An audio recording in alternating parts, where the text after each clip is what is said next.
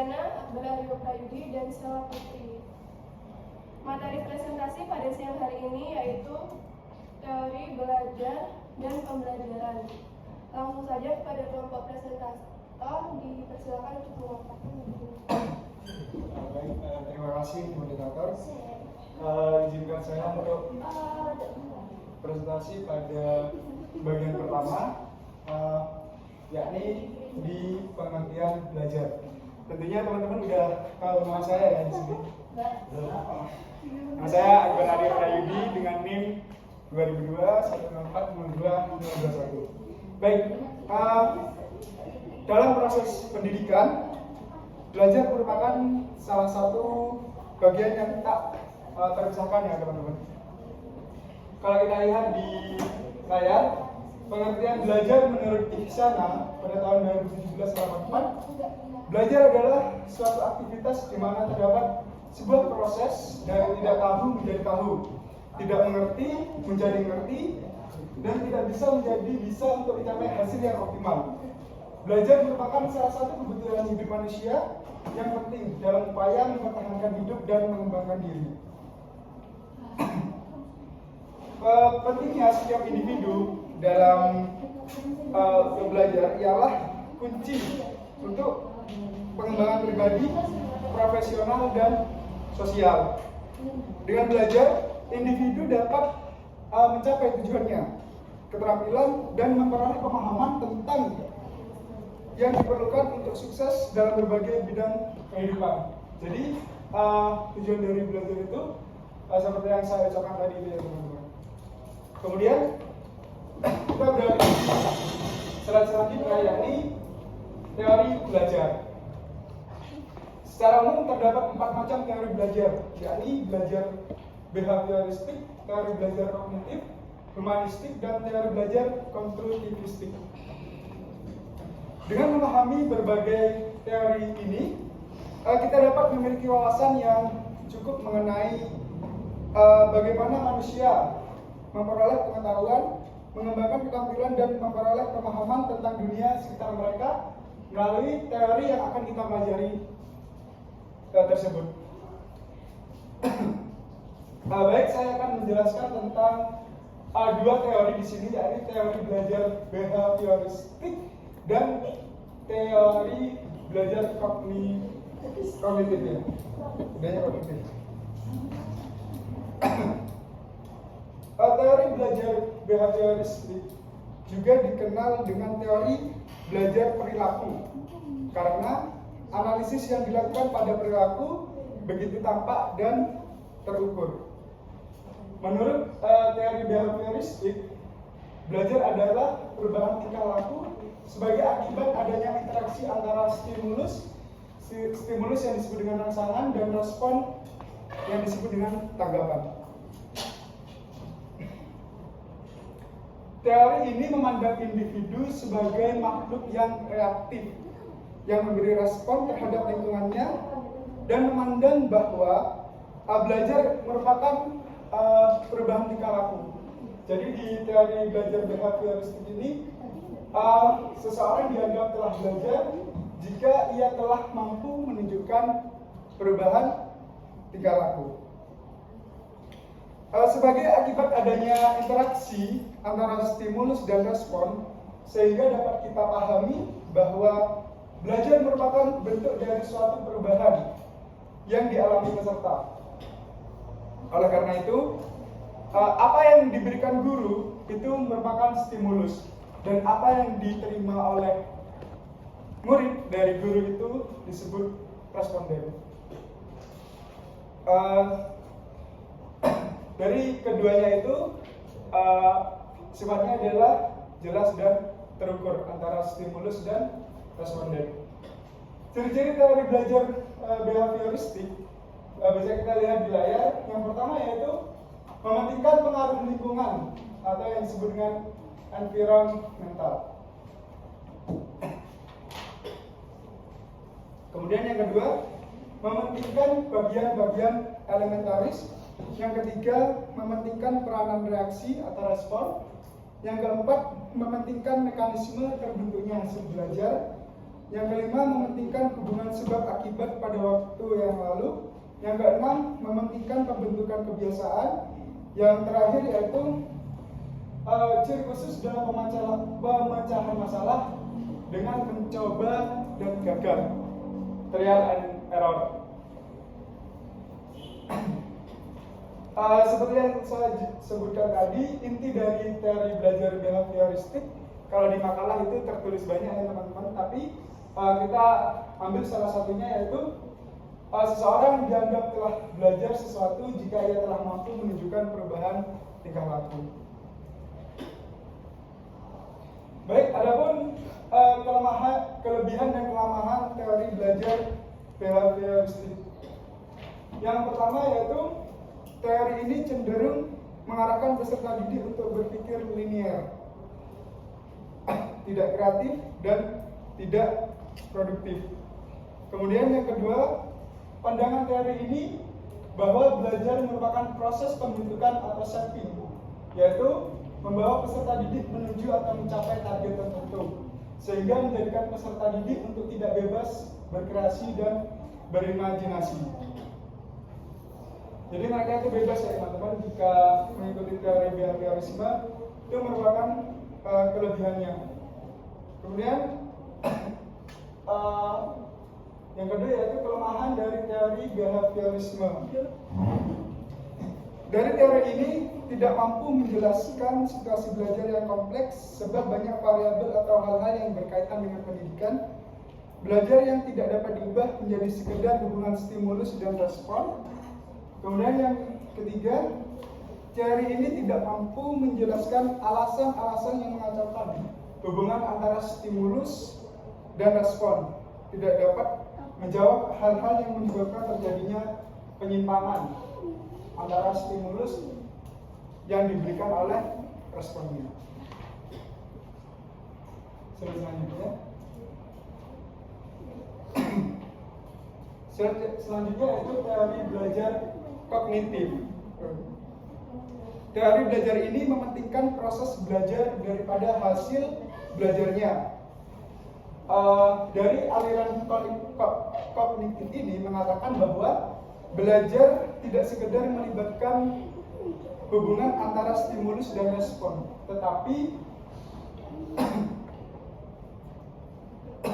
hasil belajarnya, para pengarang aliran kognitif mengatakan bahwa belajar sekedar melibatkan hubungan antara stimulus dan respon. Kemudian teori belajar kognitif menurut Baharudin dan Esa Nurwahidi pada tahun 2007 halaman 89 yang menyatakan aliran kognitif memandang kegiatan belajar bukan sekedar stimulus dan respon yang bersifat mekanistik, tetapi lebih dari itu kegiatan belajar juga melibatkan kegiatan mental yang ada di dalam individu yang sedang belajar.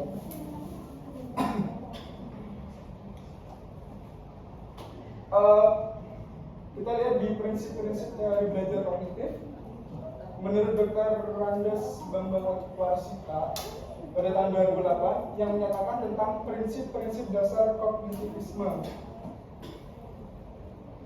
Pada kognitif ini menjelaskan belajar dengan memfokuskan pada perubahan proses mental dan struktur yang terjadi sebagai hasil dan upaya untuk memahami dunia. Adapun prinsip-prinsipnya yaitu yang pertama, pembelajaran merupakan suatu perubahan status pengetahuan.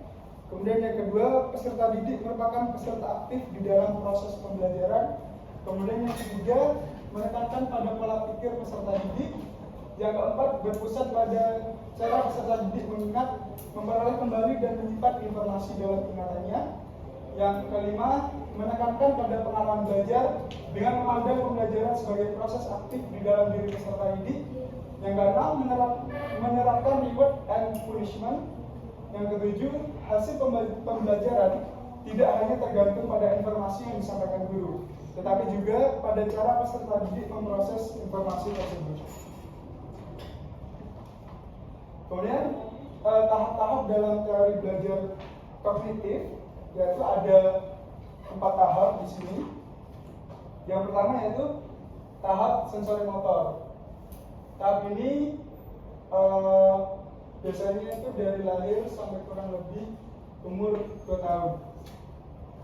Dalam 2 tahun pertama, kehidupan bayi ini dapat sedikit memahami lingkungannya dengan jalan melihat, meraba atau memegang, mengecap, mencium, dan menggerakkan.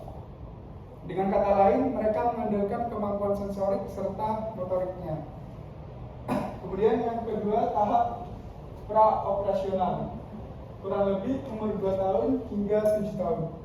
Dalam tahap ini sangat menonjol sekali kecenderungan anak-anak selalu mengandalkan dirinya pada persepsi mengenai realitas. Dengan perkembangan bahasa dan ingatan, mampu mengingat banyak hal tentang lingkungannya. Kemudian tahap yang ketiga yaitu tahap operasi konkret, kurang lebih 7 sampai 11 tahun. Dalam tahap ini anak-anak sudah memikirkan cara bermain dengan logis. Dalam upaya mengerti tentang alam sekelilingnya, mereka tidak terlalu menggantungkan diri pada informasi yang datang dari panca indera. Anak-anak yang mampu berpikir secara operasi konkret sudah menguasai sebuah pelajaran yang penting, yaitu bahwa ciri yang ditangkap oleh panca indera seperti besar, bentuk sesuatu dapat saja berbeda tanpa harus mempengaruhi misalnya dengan hitung-hitungan atau kuantitas. Kemudian yang keempat, tahap operasi formal, kurang lebih umur 11 tahun sampai 15 tahun. Pada tahap ini, anak sudah mampu berpikir secara abstrak, yaitu berpikir mengenai gagasan. Anak dengan operasi formal ini sudah dapat memikirkan beberapa alternatif pemecahan masalah. Kemudian selanjutnya yaitu kelebihan teori belajar kognitivistik. Kelebihan yang pertama yaitu menjadikan peserta didik kreatif dan mandiri. Kemudian kelebihan yang kedua yaitu membantu peserta didik memahami bahan belajar secara lebih mudah. Kemudian kelemahannya ada 3. Yang pertama, teori tidak menyeluruh untuk semua tingkat pendidikan. Yang kedua, sulit dipraktikkan khususnya di tingkat lanjut.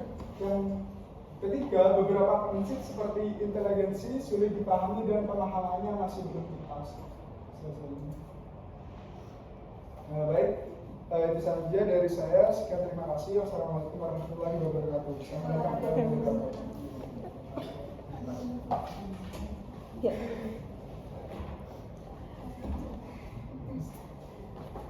Baik, selanjutnya kita akan mempelajari mengenai teori humanistik, yakni teori ketiga yang akan kita pelajari dan bahas pada hari ini. Nah, teori belajar humanistik ini menurut L. Rice pada bukunya tahun 2012, secara garis besar teori humanistik ini adalah sebuah teori belajar yang mengutamakan pada proses belajar. Jadi kita fokusnya pada proses belajar, bukan pada hasil belajar. Dan teori ini mengemban konsep untuk memanusiakan manusia, sehingga manusia atau peserta didik yang dimaksud ini mampu memahami dari lingkungannya juga ketika proses pembelajaran berlangsung, seperti itu.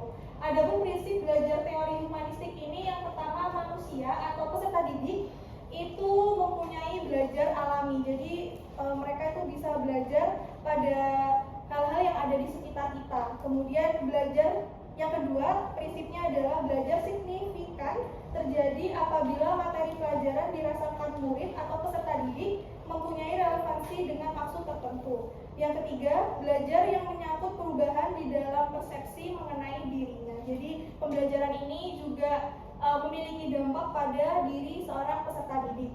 Kemudian tugas belajar yang mengancam diri ialah lebih mudah dirasakan bila ancaman itu kecil. Yang kelima, bila ancaman itu rendah, terdapat pengalaman peserta didik dalam memperoleh sebuah cara. Yang keenam, belajar yang bermakna diperoleh jika peserta didik melakukannya. Yang ketujuh, belajar lancar jika peserta didik dilibatkan dalam proses belajar. Jadi ketika peserta didik ini dilibatkan dalam suatu proses pembelajaran, maka peserta didik ini dianggap akan lebih lancar untuk mendapatkan sebuah materi pembelajaran. Kemudian yang kedelapan,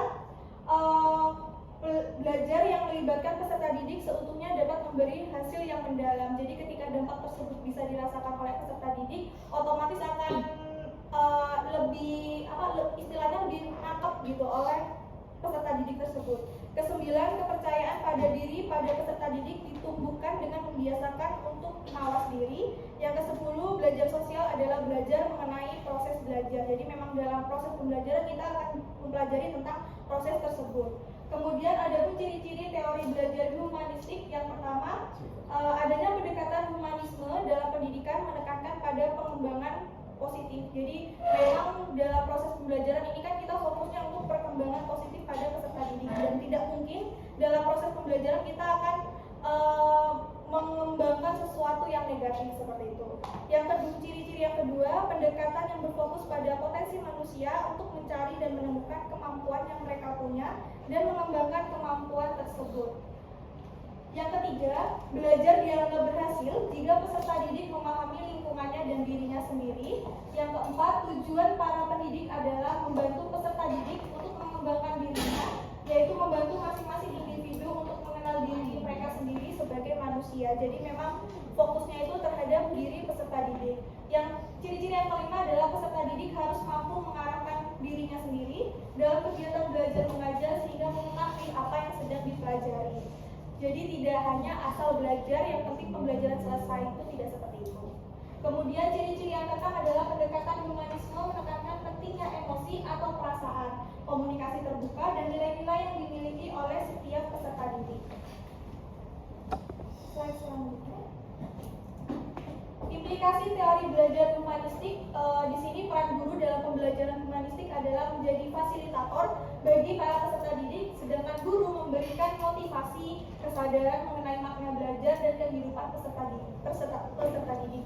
Guru juga memfasilitasi pengalaman belajar kepada peserta didik dan mendampingi peserta didik untuk memperoleh tujuan belajar. Dan di sini peserta didik ini berperan untuk sebagai pelaku utama atau student center yang memaknai proses pengalaman belajarnya sendiri. Dan teori yang keempat yang akan kita pelajari atau teori terakhir, yakni ada teori belajar konstruktivisme, di mana teori ini menurut Karim menjelaskan teori konstruktivistik adalah suatu teori belajar yang menekankan pada peserta didik sebagai pelajar tidak menerima begitu saja pengetahuan yang mereka dapatkan, tetapi mereka secara aktif membangun pengetahuan secara individual. Jadi memang peserta didik ini juga dituntut untuk mandiri dalam mendapatkan beberapa pengetahuannya. Adapun tujuan dari konstruktivisme ini adalah mengembangkan kemampuan peserta didik untuk mengajukan pertanyaan dan mencari sendiri pertanyaannya. Yang kedua, membantu peserta didik untuk mengemban pengertian dan pemahaman konsep secara lengkap. Yang ketiga, mengembangkan kemampuan peserta didik untuk menjadi pemikir yang mandiri. Yang keempat, lebih menekankan pada proses belajar, bagaimana sebuah belajar itu terjadi. Seperti itu. Adapun prinsip-prinsip dari teori konstruktivisme, secara garis besar ini prinsip-prinsip konstruktivisme yang diterapkan dalam belajar meliputi 8 hal. Yang pertama, pengetahuan dibangun oleh peserta didik itu sendiri. Yang kedua, pengetahuan tidak dapat dipindahkan dari guru ke murid kecuali hanya dengan keaktifan murid sendiri untuk menawar.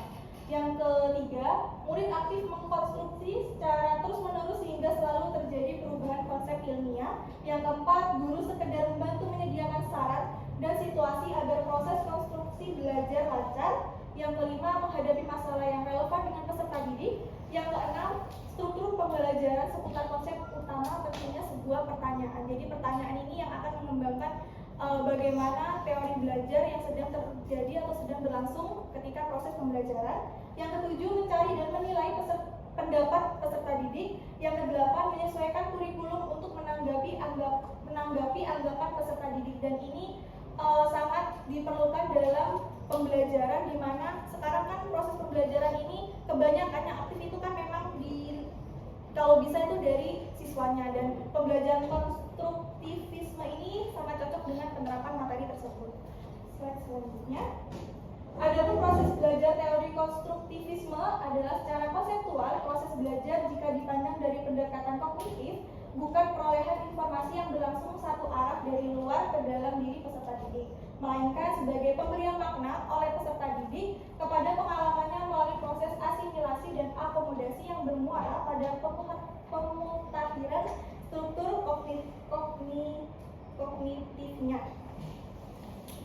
Kemudian ada kelebihan dan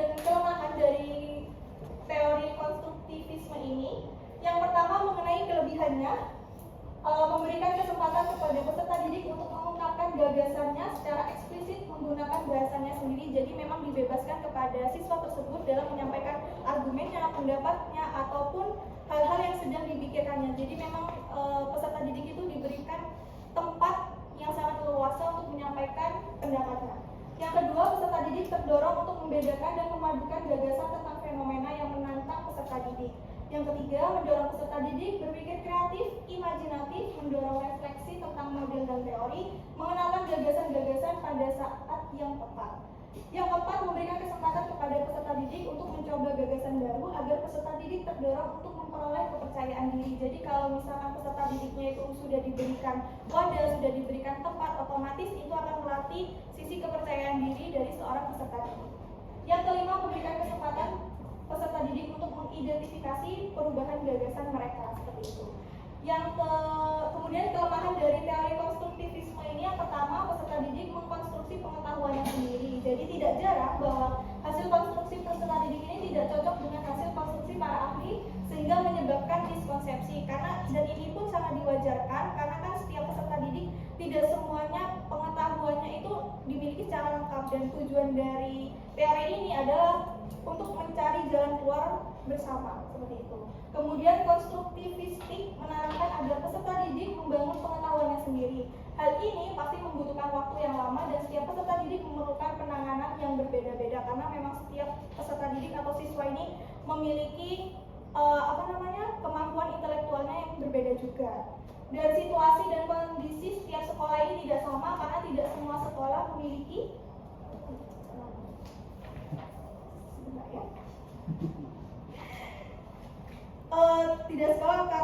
karena tidak semua sekolah ini memiliki atau menerapkan teori belajar konstruktivisme. Kemudian ada teori pembelajaran yang akan disampaikan oleh rekan saya.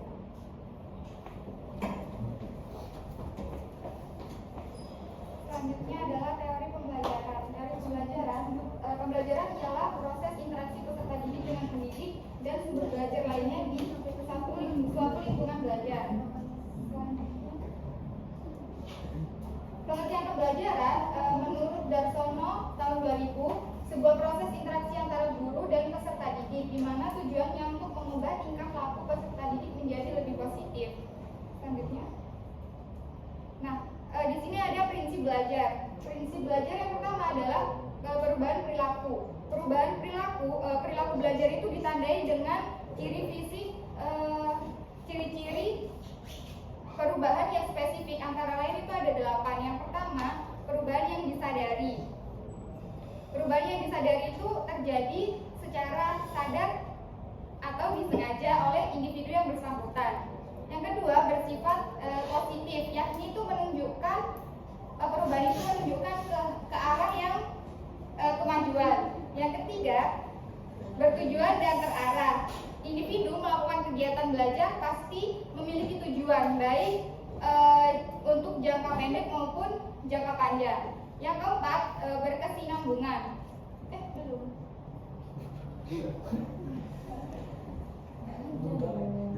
Ini menjelaskan apa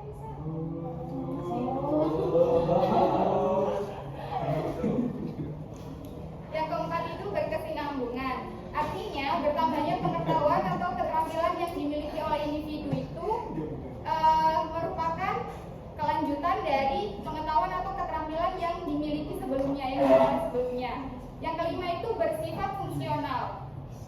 Perubahan perilaku itu bersifat fungsional itu setiap perubahan yang terjadi dapat dimanfaatkan untuk kepentingan individu tersebut, baik dari masa sekarang atau di masa depan. Yang keenam itu bersifat aktif. Untuk memperoleh perilaku yang baru, individu yang bersangkutan harus aktif berupaya melakukan perubahan.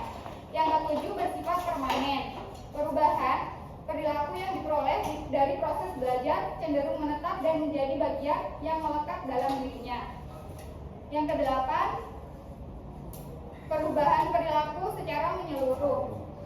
Artinya belajar itu bukanlah hanya sekedar memperoleh pengetahuan semata, tetapi juga memperoleh perubahan sikap dan keterampilan. Yang kedua, belajar merupakan proses. Belajar dipandang sebagai proses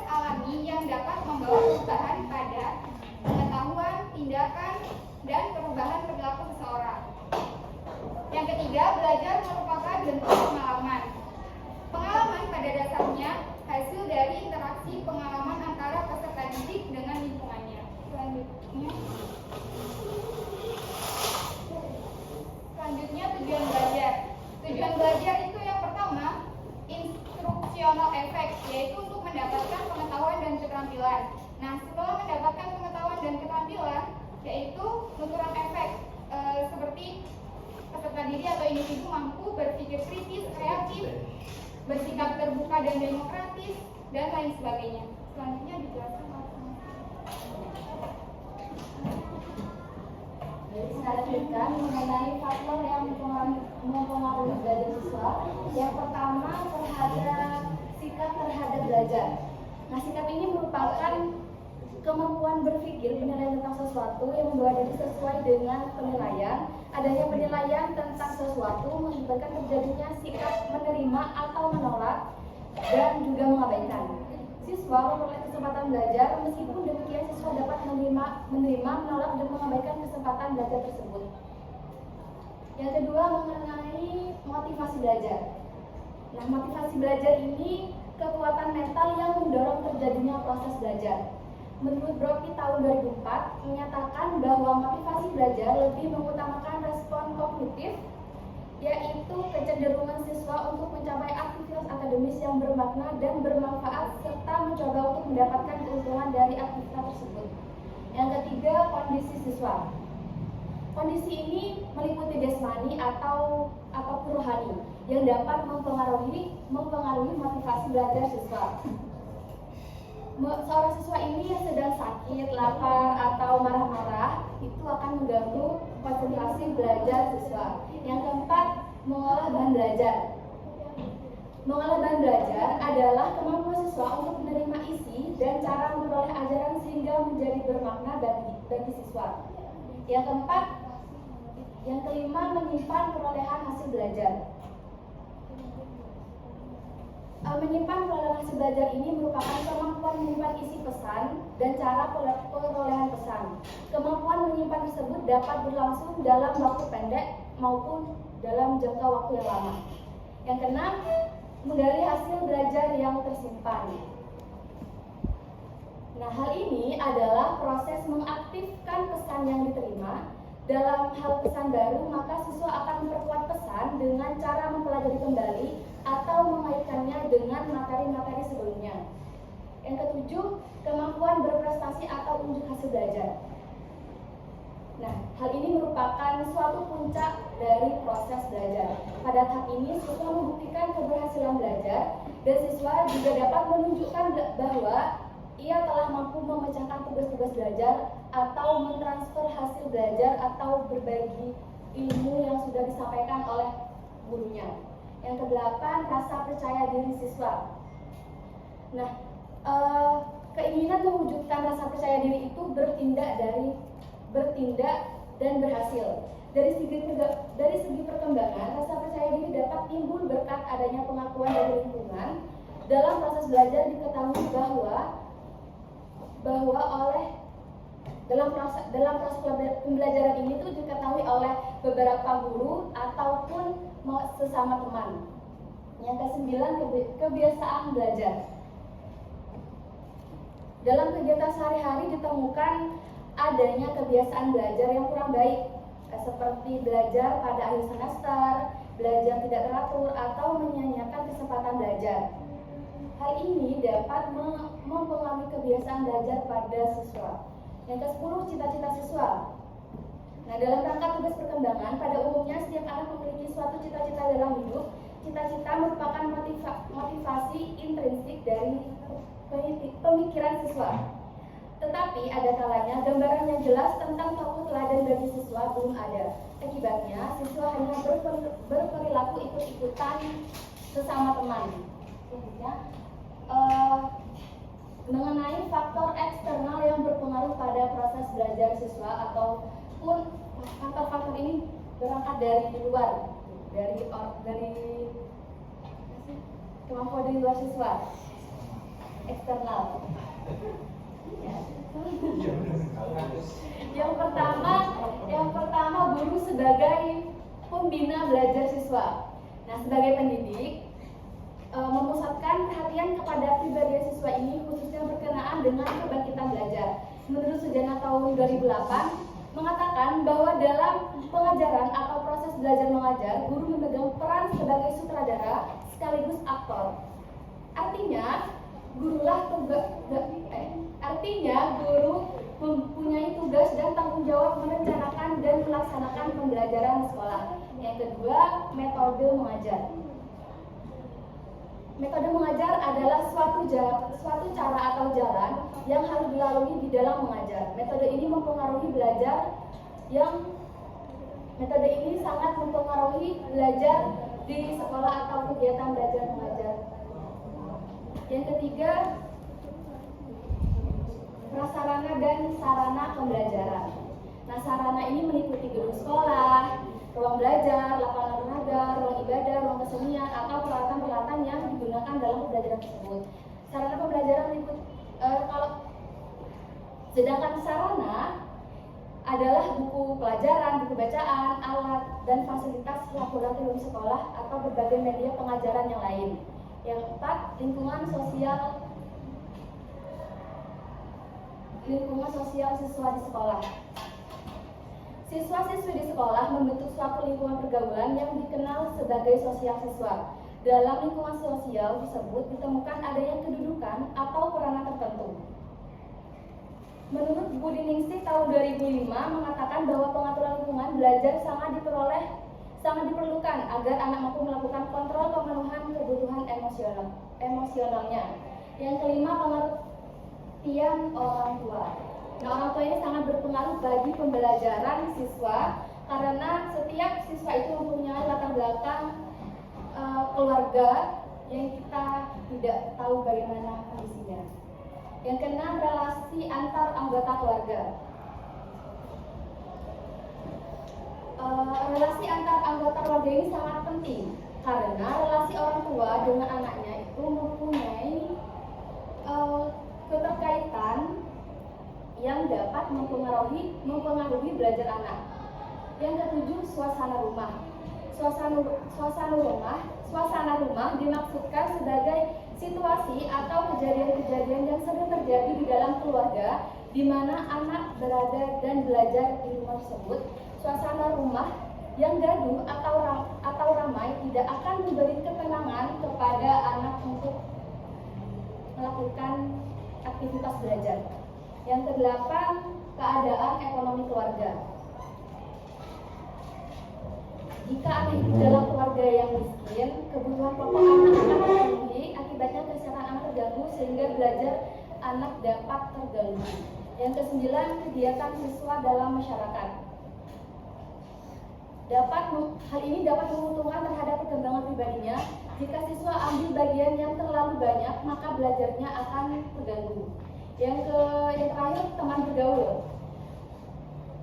Hal ini berpengaruh lebih cepat masuk dalam jiwanya daripada yang tidak, karena teman itu sangat berpengaruh baik terhadap diri siswa, begitu pula sebaliknya. Kalau yang jelek-jelek akan mengganggu proses belajar siswa.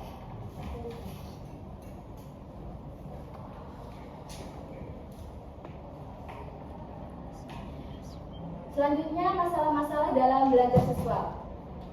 Ada yang melihat masalah ini adalah ketidaksesuaian antara harapan dengan kenyataan. Ada yang melihat sebagai tidak terpenuhinya kebutuhan seseorang, dan ada pula yang mengartikan sebagai suatu hal yang tidak mengenakan. Masalah belajar adalah suatu kondisi tertentu yang dialami oleh siswa dan menghambat kelancaran proses yang dilakukan oleh individu untuk memperoleh suatu perubahan tingkah laku yang baru secara keseluruhan. Yang pertama, learning disorder atau kekacauan belajar.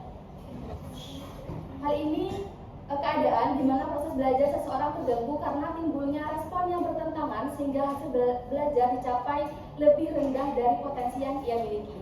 Contohnya, jika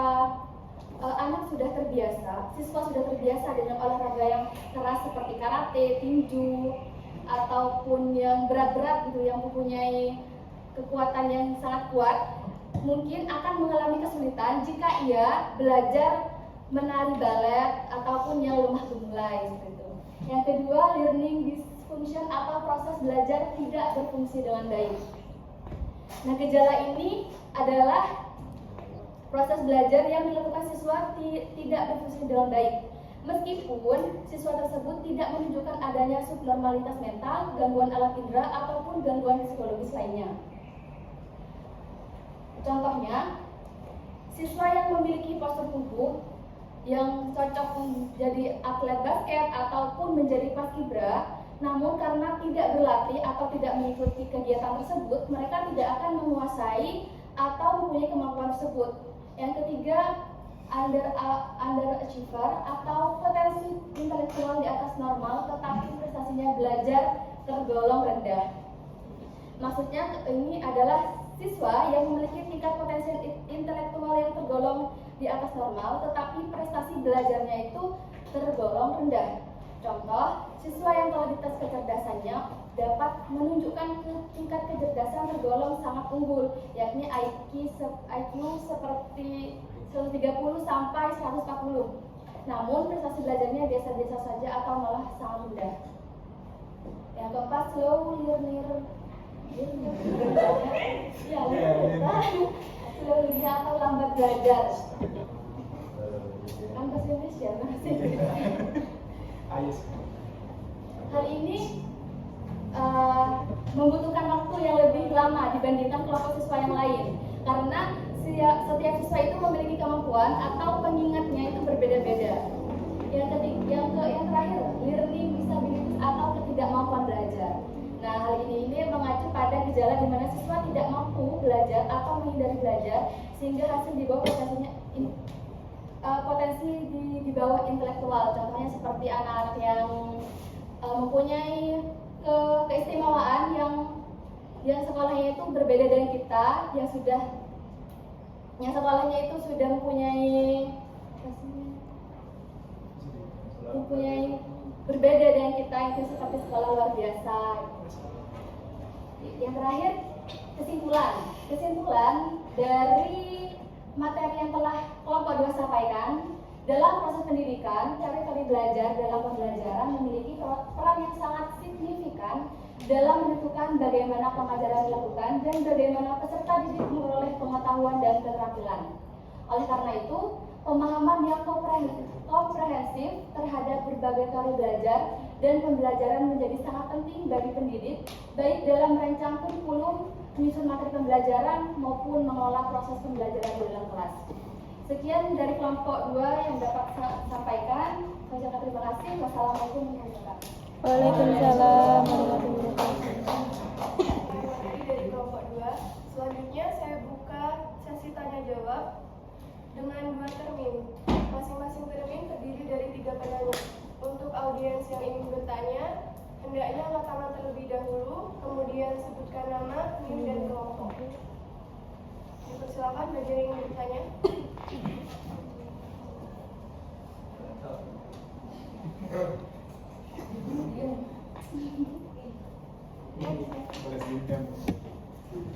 Perkenalkan, saya Aliza Tahtianur Fitri dari kelompok 1. Saya ingin bertanya, kelebihan pembelajaran konstruktivistik ini kan mampu membantu siswa untuk lebih percaya diri dalam konteks dalam menyampaikan argumen. Bagaimana jika di dalam kelas itu ada siswa yang introvert atau kurang aktif? Kan teori belajar ini sangat cocok bagi siswa yang ambis dan aktif dalam belajar, sehingga siswa-siswa yang kurang aktif itu susah dalam menunjukkan diri mereka, menunjukkan kemampuan mereka. Nah, gimana pendapat kelompok mengenai kasus peserta didik yang introvert tersebut? Apa yang akan kalian lakukan sebagai guru untuk mendorong mereka supaya bisa percaya diri? Bagaimana kelompok presentata sudah bisa dipahami? Sembari menunggu jawaban dari kelompok presentata yang ingin bertanya, dipersilakan.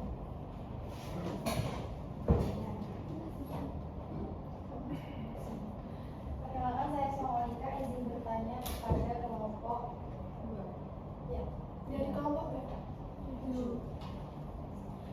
Tadi dijelaskan bahwa terdapat permasalahan dalam proses belajar siswa itu, tapi tidak terdapat cara untuk mengatasinya. Nah, yang saya tanyakan ini, apa peran kita sebagai calon guru atau pendidik untuk mengatasi permasalahan tersebut dan apa inovasi yang kalian lakukan? Terima kasih. Bagaimana kelompok presentata? Selanjutnya yang ingin bertanya, dipersilakan. Terima kasih kesempatan yang mendatang.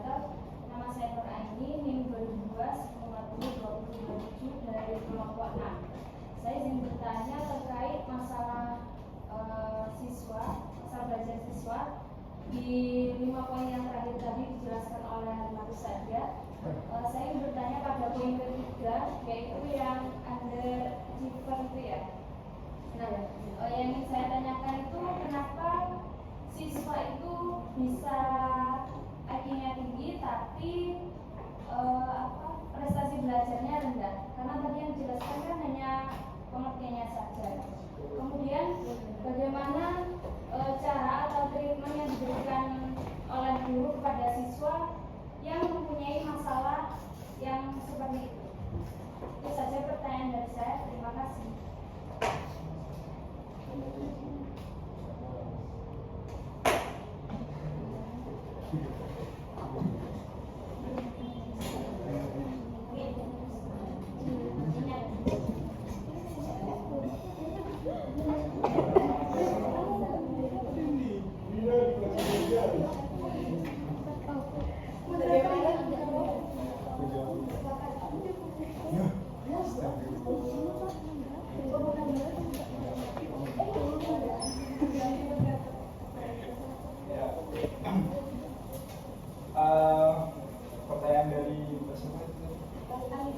Pertanyaan dari Mbak Alisa tadi, pembelajaran saya tegaskan lagi ya, itu teori belajar konstruktivistik, bukan pembelajaran konstruktivistik. Kelebihan belajar konstruktivistik adalah memungkinkan peserta didik untuk membangun pemahaman mereka sendiri melalui pengalaman langsung dan refleksi. Bagaimana guru bisa menggunakan strategi ini untuk membantu mereka yang kurang aktif menjadi lebih aktif dalam belajar dari konstruktivisme, gitu kan pertanyaannya ya. Yang pertama, guru bisa mengadakan kolaborasi. Kolaborasi yang di sini dimaksud yaitu memfasilitasi diskusi kelompok atau proyek kolaboratif dapat membantu siswa yang kurang aktif untuk terlibat lebih banyak dengan berinteraksi dengan teman sekelas. Kemudian guru bisa mengadakan pertanyaan terbuka, mengajukan pertanyaan terbuka yang merangsang pemikiran kritis dan refleksi, dapat mendorong siswa yang introvert untuk berpartisipasi dalam diskusi. Kemudian guru bisa menanamkan diri dari anak yang introvert itu untuk mendukung diri sendiri, memberikan dukungan dan pujian kepada siswa untuk setiap upaya yang mereka lakukan dalam pembelajaran ini. Bahkan jika itu kecil, dapat membantu membangun kepercayaan diri mereka. Kemudian guru sebagai fleksibilitas, memberikan pilihan dalam cara siswa mengekspresikan pemahaman mereka, misalnya melalui tulisan, presentasi, atau proyek visual, dapat membantu siswa dengan gaya pembelajaran yang berbeda. Hal ini biasanya disenangi oleh siswa-siswa yang cenderung tidak aktif menjadi aktif. Kemudian keterlibatan aktif, yaitu mendorong siswa untuk terlibat dalam kegiatan praktis atau proyek yang menarik minat mereka, dapat membantu mereka merasa lebih termotivasi dan terlibat dalam pembelajaran. Kemudian yang terakhir, penggunaan teknologi. Mengintegrasikan teknologi dalam pembelajaran dapat membuka berbagai cara bagi siswa untuk terlibat dan mengekspresikan diri mereka, misalnya melalui forum online atau platform kreatif. Dengan ini, siswa yang tidak aktif atau introvert bisa terjun secara bebas dengan diadakannya media tersebut. Kemudian selain itu, dengan strategi yang sesuai, guru juga dapat membantu siswa yang introvert atau kurang aktif untuk tetap terlibat dan mendapatkan manfaat dari pendekatan-pendekatan yang ada dalam teori konstruktivisme. Mungkin ada sanggahan atau tambahan dari teman saya berserah.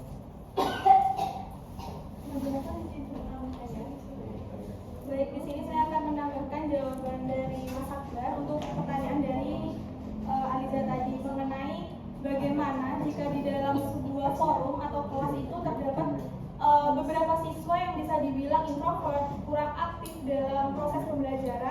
Nah, di sini saya yakin bahwa teman-teman semuanya ketika praktek PPL, kemudian kampus mengajar ataupun ajar, pasti menemui beberapa siswa yang bisa dibilang introvert, pendiam, sulit untuk bersosialisasi dengan yang lainnya. Nah, itu biasanya yang pernah saya lakukan atau mungkin yang pernah teman-teman lakukan adalah, atau yang mungkin bisa kita lakukan ke depannya jika menemukan seorang siswa yang seperti itu, kita itu bisa mengetahui atau mendekatkan diri kita kepada siswa tersebut. Jadi selain kita di dalam kelas itu berfokus, biasanya kan fokusnya kita hanya kepada siswa-siswa yang bisa dibilang nakal ya, atau mungkin sedikit lebih hiperaktif daripada teman-teman yang lainnya. Biasanya kita berfokus pada mereka supaya mereka lebih diam, supaya mereka tidak terlalu banyak melakukan pergerakan ketika kita mengajar atau sebagainya. Nah, untuk beberapa siswa yang bisa dibilang introvert atau pendiam, itu juga perlu kita perhatikan dengan cara kita bisa mendekatkan diri kepada siswa tersebut. Kita bisa menerka-nerka mungkin awalnya kayak siswa ini kenapa, atau mungkin dia memiliki permasalahan pribadi yang mungkin harus dipendam atau apapun itulah, atau mungkin memang karakter siswa tersebut pendiam seperti itu. Nah, kalau dari pertanyaannya Aliza ini kan bisa dibilang dari karakter siswa tersebut yang pendiam atau mungkin sulit untuk menunjukkan dirinya, sulit untuk percaya diri dan sebagainya. Nah, mungkin kita juga bisa melakukan, selain memahami karakter siswa tersebut, kita juga melibatkan siswa tersebut dalam berbagai banyak hal seperti yang disampaikan oleh Akbar tadi. Kalau misalkan dalam proses pembelajaran, misalkan dalam sebuah forum, kita secara inisiatif sebagai seorang guru itu bisa menunjuk atau memberikan tempat yang luas kepada mereka supaya mereka itu lebih percaya diri dalam menyampaikan pendapatnya. Kemudian kita juga bisa memberikan applause atau mungkin pujian, sedikit apresiasi kepada mereka karena mereka sudah berani menunjukkan dirinya, meskipun mungkin jawabannya itu tidak sesuai, jawabannya itu mungkin salah, tidak benar, kurang tepat atau sebagainya. Jadi tetap harus ada apresiasi kepada mereka karena keberanian yang mereka lakukan itu juga perlu diapresiasi seperti itu. Itu saja tambahan dari saya. Terima kasih. Bagaimana Mbak Aliza? Apakah sudah bisa diterima? Sudah cukup, bisa dilanjutkan. Selanjutnya dari kelompok presentator yang ingin menjawab pertanyaan, dipersilakan.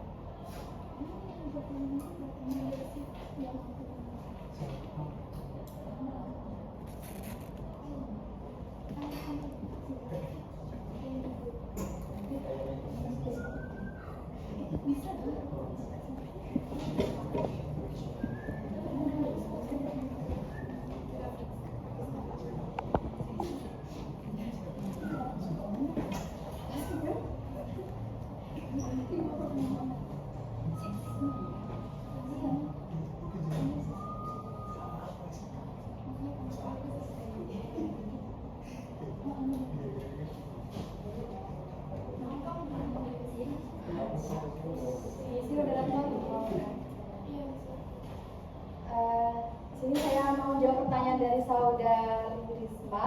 Sebagai calon atau pendidik, sebagai calon guru atau pendidik, peran kita selalu mencari cara untuk mengatasi permasalahan dalam proses pembelajaran siswa di sekolah. Nah, meskipun mungkin ada situasi di mana tampaknya tidak ada solusi langsung, ada beberapa langkah yang bisa kita lakukan yang dapat kita ambil. Yang pertama, analisis situasi. Nah, hal ini penting untuk memahami secara mendalam permasalahan yang dihadapi oleh siswa dalam pembelajaran. Analisis situasi yang diteliti akan membantu kita menemukan titik masuk untuk menemukan solusi yang efektif. Yang kedua, kolaborasi. Hal ini berdiskusi dengan rekan guru atau mentor dan ahli pendidikan lainnya yang dapat membantu mendapatkan sudut pandang baru dan ide-ide inovatif untuk mengatasi permasalahan yang kompleks. Yang ketiga, pengembangan kemampuan, yakni terus meningkatkan kemampuan dan pengetahuan kita sebagai pendidik melalui pelatihan atau workshop, atau juga bisa menggunakan pembelajaran secara mandiri. Semakin luas repertoire strategi yang kita miliki, semakin besar kemungkinan kita menemukan solusi yang sesuai.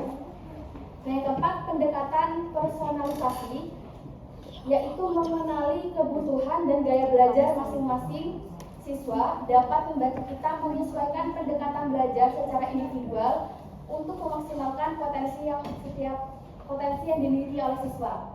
Yang kelima, inovasi. Nah, inovasi ini adalah mengadopsi pendekatan inovatif dalam pembelajaran seperti menggunakan teknologi atau menggunakan berbasis proyek dan juga menggunakan pembelajaran berbasis permainan dapat membuka pintu atau solusi yang kreatif dan efektif terhadap permasalahan yang kompleks. Yang keenam, pendekatan holistik, yaitu melihat siswa sebagai individu yang utuh termasuk aspek kesejahteraan mental dan emosional mereka juga penting. Membangun hubungan yang kuat dan memperhatikan kebutuhan mereka di luar kelas dapat membantu menciptakan lingkungan pembelajaran yang sangat mendukung.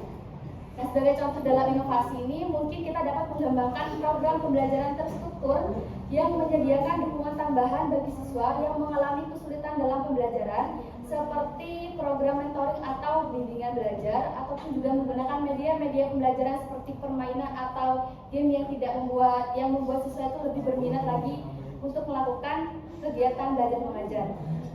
Nah, selain itu menggunakan platform pembelajaran digital yang interaktif atau aplikasi yang sesuai dengan kebutuhan siswa juga bisa menjadikan inovasi yang efektif. Dan mencari solusi baru dalam meningkatkan praktik pembelajaran kita adalah kunci untuk mengatasi permasalahan dalam proses pembelajaran. Bagaimana penanya, apakah sudah bisa dipahami?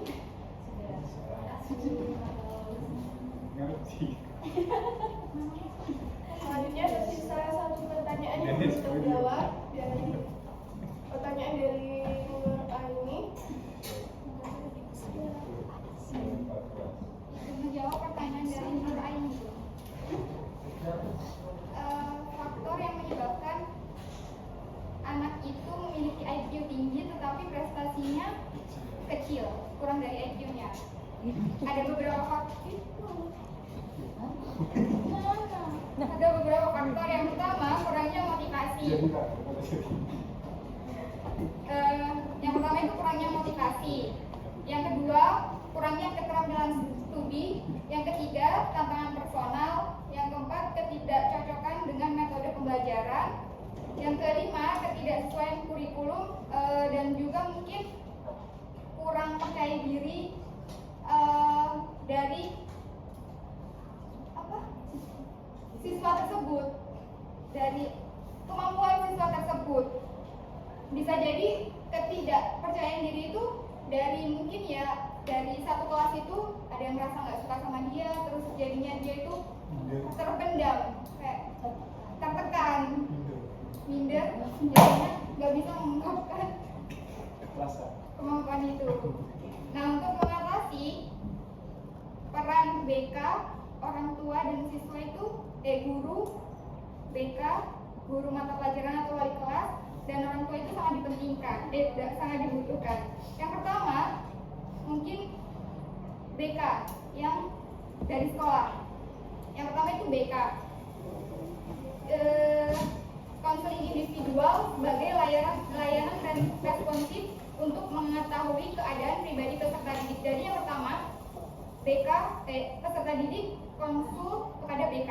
Nah, yang kedua, BK memanggil orang tua peserta didik atau itu kolaborasi antara siswa BK dengan orang tua.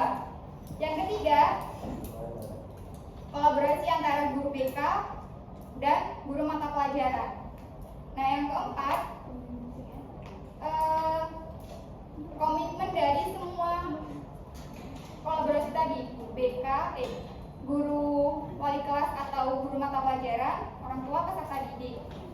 Nah, peserta didik dengan masalah under receiver dapat teruntaskan secara tuntas dengan komitmen dari mungkin ya dapat tertuntaskan.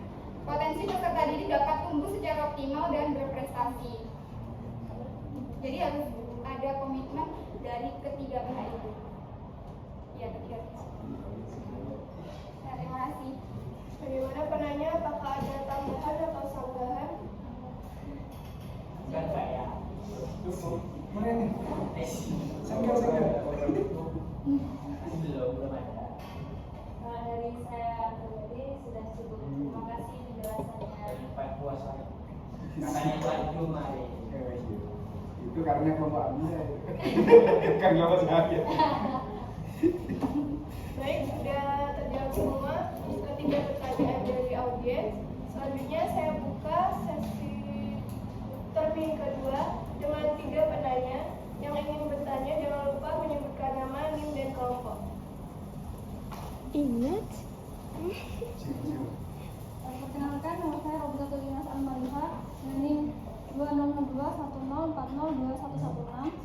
Saya dari kelompok 5. Permisi, mohon diulang namanya. Robisatul Inas.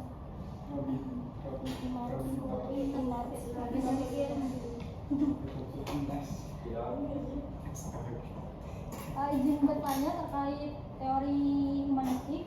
Di makalah itu kan disebutkan bahwa teori ini lebih tertarik pada ide belajar dalam bentuknya yang paling ideal daripada belajar seperti apa adanya. Nah, yang ingin saya tanyakan itu bagaimana yang dimaksud dengan pembelajaran yang ideal?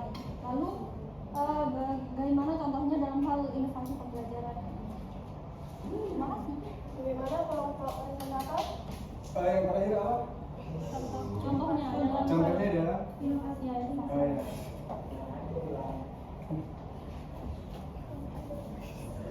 Selanjutnya tersisa Fajar.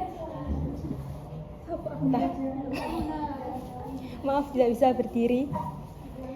Ya tadi di teori kognitif itu, oh maaf, nama saya Wina dari kelompok 4.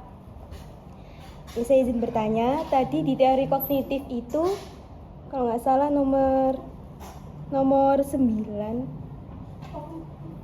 teori kognitif ya, itu ada hadiah atau hukuman.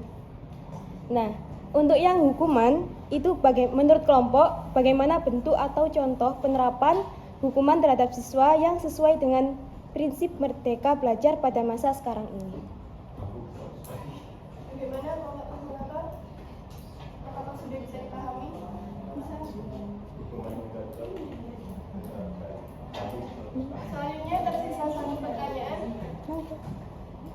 Baik, saya Diana dari kelompok 3. Saya izin bertanya. Dalam prinsip-prinsip konstruktivisme dijelaskan bahwa pengetahuan itu dibangun oleh siswa sendiri dan pengetahuan tidak dapat dipindahkan dari guru ke murid kecuali keaktifan individu. Pertanyaannya, pengetahuan yang dimaksudkan itu seperti apa? Bisa dijelaskan dan diberikan contoh.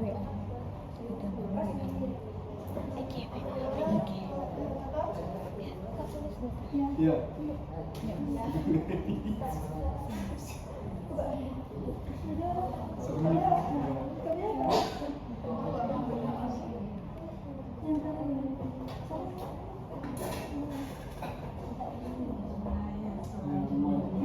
Izin moderator mau menjawab pertanyaan dari Minat. Tadi pertanyaan dari Minat yaitu apa yang dimaksud pembelajaran ideal dalam kerangka ini? Nah, itu salah satu pertanyaan dari Mas tadi. Dijelaskan di makalah juga tadi pembelajaran ideal dalam kerangka ini adalah proses di mana siswa tidak hanya memperoleh pengetahuan dan keterampilan, tetapi juga berkembang secara pribadi dan mengalami perubahan positif dalam sikap, nilai, dan persepsi tentang diri mereka sendiri dan dunia di sekitar kita. Jadi itu penjelasan dari pembelajaran yang ideal tadi ya. Kemudian apa contoh pembelajaran ideal dalam teori humanistik? Adalah ketika siswa merasa terinspirasi untuk mengajar minat dan tujuan pribadi mereka, mereka memperoleh rasa kepuasan dan pencapaian pribadi dan mengalami pertumbuhan yang signifikan dalam pengembangan diri mereka. Ini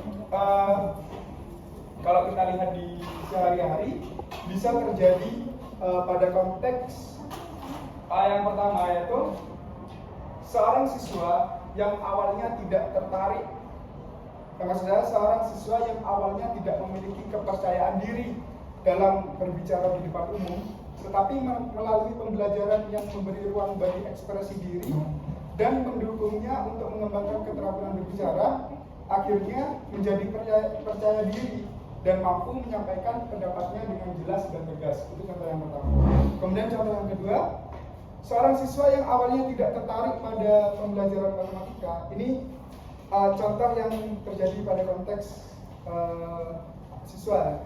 Seorang siswa yang awalnya tidak tertarik pada pembelajaran matematika, tetapi guru yang memperhatikan minat dan bakatnya dalam seni visual membantu siswa menemukan keterkaitan antara matematika dan seni yang menginspirasi mereka untuk belajar matematika dengan lebih tekun dan penuh semangat. Jadi siswa itu suka seni tapi lemah pada pembelajaran matematika.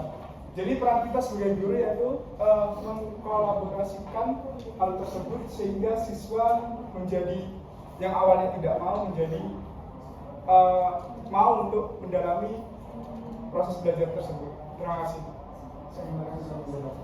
Bagaimana temannya Kakak? Berarti dalam pembelajaran teori humanistik ini sebisa mungkin guru itu mendorong siswa agar dia itu bisa menemukan potensi dirinya dan juga mengenali potensi lingkungannya.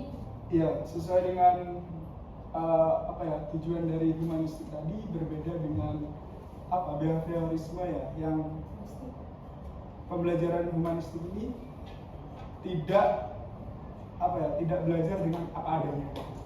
Jadi lebih baik ya dalam teorinya gitu. Jadi ya gimana mungkin guru itu mendorong siswanya sesuai bakat yang tadi itu atau sesuai bidang ilmu yang tadi itu untuk dikolaborasikan dengan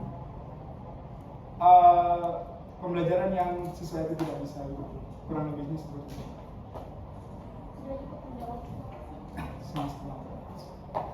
Tersisa 2 pertanyaan dari saudari Wina dan Elia.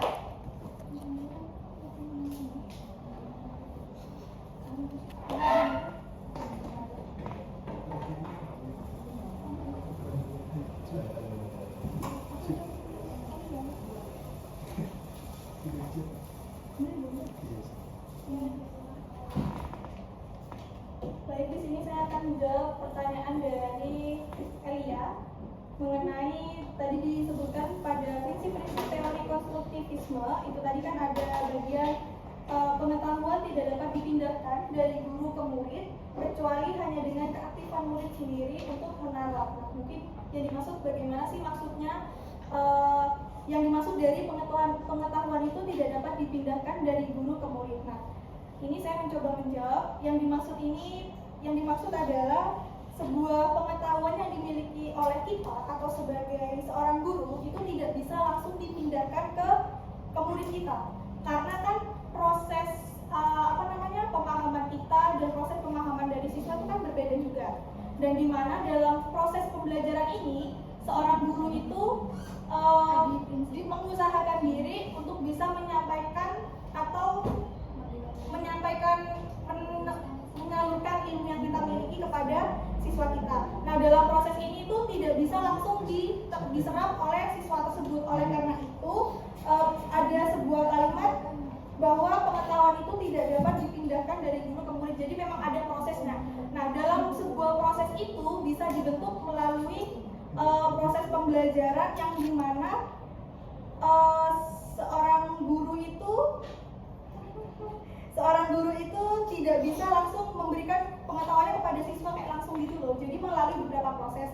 Nah, salah satu contoh untuk memberikan proses kita itu tadi melalui proses pembelajaran yang dibantu oleh RPP atau modul ajar. Nah, jadi RPP atau modul ajar itu juga akan membantu guru untuk mentransfer ilmu kita ke siswa tersebut. Jadi memang sudah ada kayak runtutannya, hari ini belajar apa, hari ini guru akan mentransfer ilmu apa. Akan tetapi dalam proses pembelajaran itu guru juga tidak bisa langsung ngasih ke siswa, kamu harus paham ini ya, tentang ini ya, itu tidak bisa. Karena seorang siswa itu kan memiliki pemahaman atau proses pemahamannya sendiri-sendiri. Nah, itu kenapa akhirnya akan muncul yang namanya IQ-nya tinggi tapi prestasinya itu rendah. Nah, itu juga bisa gara-gara ini tadi gitu. Ada seseorang siswa yang bisa dibilang pemahaman terhadap materi itu cepat tanggap gitu, akan tetapi kenapa kok prestasinya bisa rendah? Karena bisa jadi pemicunya karena yang disebutkan sama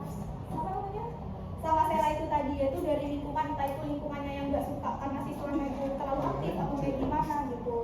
Nah, kemudian guru atau peserta didik itu tidak bisa langsung memberikan pengetahuan kepada siswa, tetapi siswa yang harus aktif membangun pengetahuan dalam pikiran mereka. Itu kenapa di dalam teori belajar konstruktivisme ini sangat membebaskan siswa untuk lebih menunjukkan atau memberikan gagasan-gagasannya terhadap proses pembelajaran itu tadi. Itu jawaban dari saya sih, dari teman-teman yang Bagaimana? Apakah ada tambahan atau sanggahan? jadi Ya, pengetahuan Alhamdulillah. Tadi kan masih yang jadi itu siapa? ini. Iya, apa? Jadi pengetahuan itu yang disampaikan itu oleh seorang guru. Iya. Tapi siswa itu diminta untuk mencari referensi dari mencari informasi dari referensi lain. Ya, bisa itu juga. Bagaimana Mas Andrea? Apakah mau menambahkan? Ya, sebenarnya apa ya? Ini bisa dibilang kelanjutan pertanyaan gitu ya mungkin ya. Tapi masih ada kaitan dengan konstruktivisme ini ya gitu. Tidak apa-apa kan ya? Iya. Oh, silakan. Ya, ini berkaitan dengan pembelajaran konstruktivistik yang menekankan pada keaktifan individu atau keaktifan siswa, di mana siswa itu didorong untuk aktif di dalam kelas, didorong untuk membangun pengetahuannya sendiri begitu kan. Jadi dari siswa itu sendiri yang harus aktif atau yang menjadi subjek itu sendiri gitu kan. Nah, yang saya tanyakan di sini bagaimana kemudian itu perbedaannya dengan kognitivistik yang itu juga sejauh yang saya baca tadi di makalah pemateri itu bahwa teori kognitivistik itu juga lebih menekankan pada pembangunan pada keaktifan siswa, di mana siswa itu didorong untuk membangun pengetahuannya sendiri gitu. Itu bagaimana? Mungkin bisa disertakan contohnya. Terima kasih. Bagaimana kelompok presenter? Oh, enggak. Enggak. Sebenarnya iya. Bentar ya, Mas.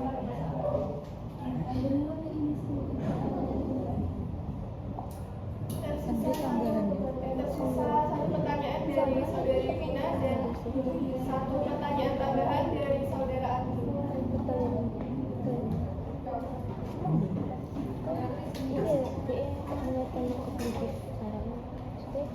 Sama nggak kok sama Jawab pertanyaan apa dari beda Vina. gitu kok ya Dalam konteks pendekatan kognitif terhadap pembelajaran, konsep hadiah dan hukuman diinterpretasikan dengan cara yang berbeda daripada pendekatan perilaku tradisional. Nah, dalam pendekatan kognitif, hukuman tidak hanya dilihat sebagai cara untuk menghukum atau mengembalikan perilaku siswa, tetapi lebih memberikan kesempatan untuk belajar dan merancang kembali pola pikir serta strategi yang lebih efektif.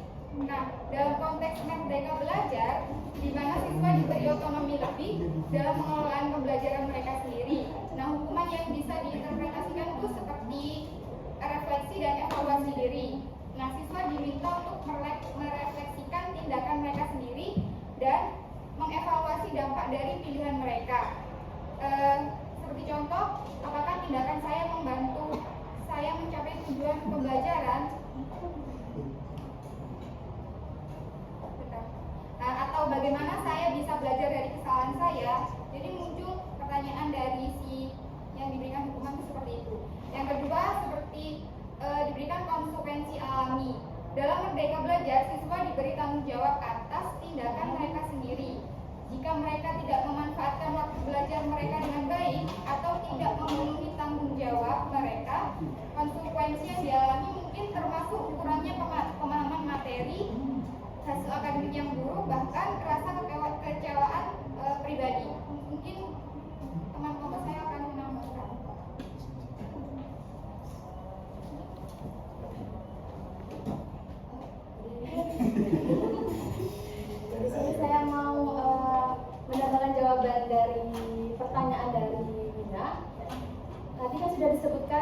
dua Contoh.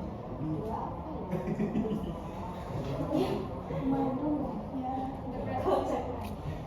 ya? Sudah ada dua contoh. Saya berikan dua contoh lagi. Ini yang pertama sebagai pemulihan atau perbaikan. Daripada hukuman tradisional yang bersifat negatif, siswa dapat melihat kesalahan sebagai kesempatan untuk memperbaiki dan meningkatkan pembelajaran. Guru dapat membantu siswa untuk mengidentifikasi kesalahan mereka, merencanakan tindakan perbaikan, dan mendukung mereka dalam proses pembelajaran tersebut. Yang terakhir, membangun kesadaran diri dari siswa. Nah, hukuman juga bisa berfungsi sebagai cara untuk membantu siswa membangun kesadaran tentang bagaimana perilaku mereka memengaruhi hasil pembelajaran mereka dan hubungan mereka dengan orang-orang yang di sekitarnya. Hal ini dapat melibatkan diskusi kelompok, refleksi tulisan, atau pembelajaran kolaboratif di mana siswa dapat membagikan pengalaman dan belajar dari satu sama lain. Nah, dalam kesemua ini tujuan hukuman dalam konteks Merdeka Belajar itu dapat membantu siswa mengembangkan pemahaman yang lebih tentang diri mereka sendiri, tanggung jawab, dan proses pembelajaran, bukan hanya sekedar menghukum atas kesalahan atau yang mereka lakukan. Bagaimana kayaknya? Ya, jadi kan tadi disebutkan ya, misalnya hukumannya itu bisa siswa merefleksi diri. Sedangkan kognitif itu kan lebih ke proses belajar daripada hasil. Kalau refleksi itu kan di akhir, dalam artian sudah tidak ada proses, ya masuk proses, cuma kan tidak di pembelajarannya. Nah, menurut kelompok, contoh yang pas waktu pembelajarannya, misalnya harus ada hukuman gitu, itu seperti apa? Kan kalau refleksi itu kan di belakang, sudah selesai pembelajaran, siswa refleksi gitu.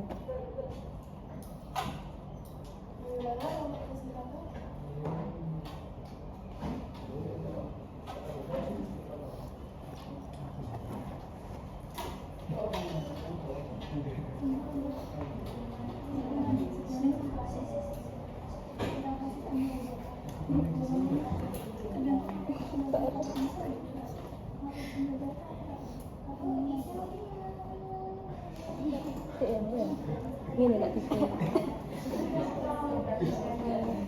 Kelompok kan menyebutkan bahwa contohnya itu siswa bisa melakukan refleksi. Kelompok menyebutkan contoh dari hukuman di teori kognitif yang berhubungan dengan Merdeka Belajar. Yang berhubungan dengan Merdeka Belajar adalah refleksi. Siswa disuruh refleksi. Disuruh refleksi diri. Refleksi diri. Refleksi. Iya. Refleksi diri. Nah, biasanya Moderator izin menjawab. Izin menjawab teman balik dari Lina. Contohnya ketika pada proses pembelajaran ya, contohnya pada bahasa Indonesia karena kita bahasa Indonesia. enggak. Contoh kita mengajarkan bahasa Indonesia tentang membaca puisi. Pada saat proses pembelajaran ada salah satu siswa sedang membaca puisi karena disuruh oleh guru, ditugaskan oleh guru. Untuk anak yang lain atau peserta didik yang lain kan harus memperhatikan pembelajaran dan bacaan puisi dari teman tersebut. Contoh hukumannya itu refleksinya ada satu peserta didik yang tidak memperhatikan, misalkan. Nah, refleksinya tersebut itu hukuman refleksinya peserta didik disuruh ke depan untuk mengulas materi tentang membaca puisi tersebut dan memberikan contoh membaca puisi. Jadi satu anak membaca puisi diberhentikan, tapi dilanjutkan kayak didahulukan sama anak yang tidak menghargai. Jadi ke depan itu untuk mengulas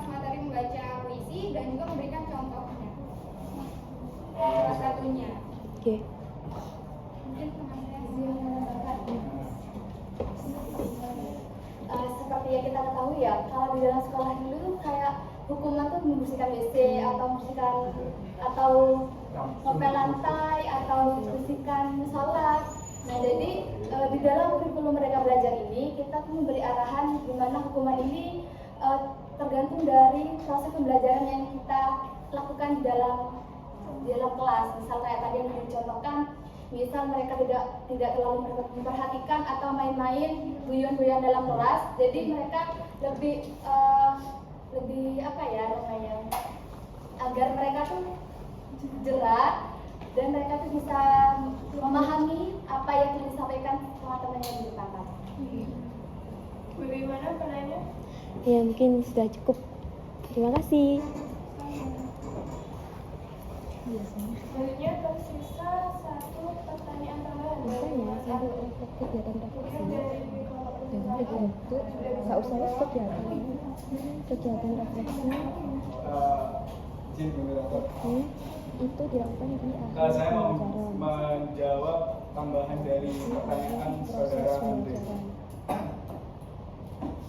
Meskipun konstruktivisme dan kognitivisme keduanya menekankan pentingnya pembangunan keaktifan siswa dalam pembelajaran, terdapat perbedaan mendasar dalam pendekatan dan fokus keduanya.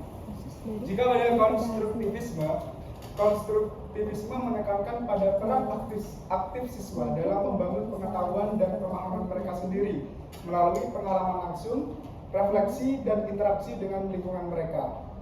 Kemudian jika di kognitivisme juga mengakui pentingnya keaktifan siswa dalam pembelajaran, tetapi pendekatannya lebih berfokus pada pemahaman tentang bagaimana informasi diproses, disimpan, dan dipulihkan oleh otak.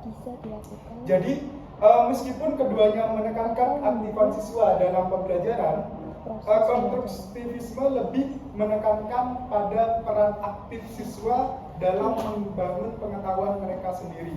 Sementara kognitivisme lebih fokus pada proses mental yang mendasari pembelajaran. Terima kasih. Bagaimana saudara Andre?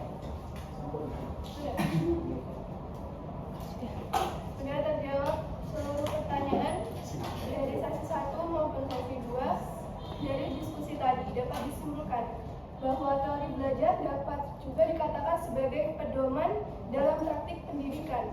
Artinya, teori-teori tersebut berperan penting dalam proses pembelajaran untuk menyelenggarakan pembelajaran dengan baik, efektif, dan efisien. Besar harapan kepada calon pendidik supaya dapat memahami lebih dalam terkait teori